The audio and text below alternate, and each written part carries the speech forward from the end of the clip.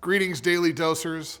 My name's Charley Curtis. I'm on our tech team and I serve here at the Palma Valley campus, and I am so excited to be with you today in our series, In It, Not Of It. We're going to talk today about the 11th commandment. But wait, aren't there only 10 commandments? Yes, God gave Moses 10 commandments. And Jesus, in the face of the Pharisees trying to entrap him, boiled it down to 2 commandments: love God and love others. But right before he faced his crucifixion, he knew we needed a new commandment. So we'll look here in John 13, verses 34 through 35. A new command I give you: love one another, as I have loved you. So you must love one another. By this, everyone will know that you are my disciples if you love one another. So what's different about this? Firstly, who we're loving. This is one another. This is other believers, other members of the body of Christ. We're meant to love them differently. And how are we supposed to love them? The way Jesus loved us. So let's look today at how Jesus loved.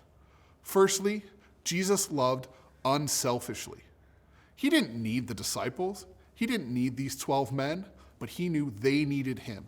In order to become the men that would spread the gospel, that would change the world, they needed that time with them. So he gave his precious time. He only had 3 years of ministry, and he gave the bulk of it to them. That's unselfish. So that's how we have to live. We have to look at our fellow believers and say, where am I being unselfish with them? Where am I giving of my time and my resources to my fellow believers? Then, Jesus loved vulnerably. He wept openly at the death of Lazarus.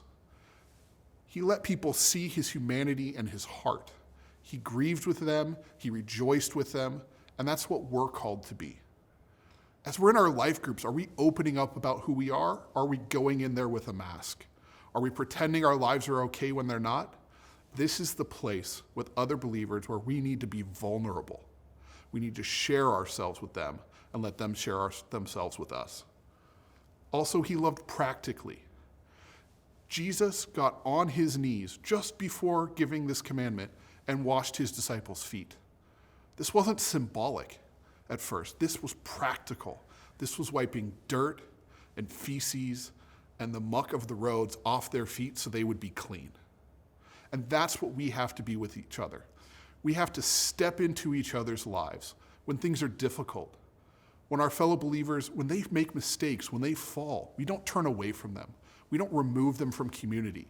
We draw them close. We walk with them back towards Jesus Christ and back toward the restoration of their relationships. That's what we're called to do. So why do we do this? Why this extra call to a higher form of love? Because the world will see. Unlike so many commands that God gives us, this one is meant to be seen. This is what shows the world who we are. Have you ever walked into a church or a room of people and people are bickering or speaking poorly of each other?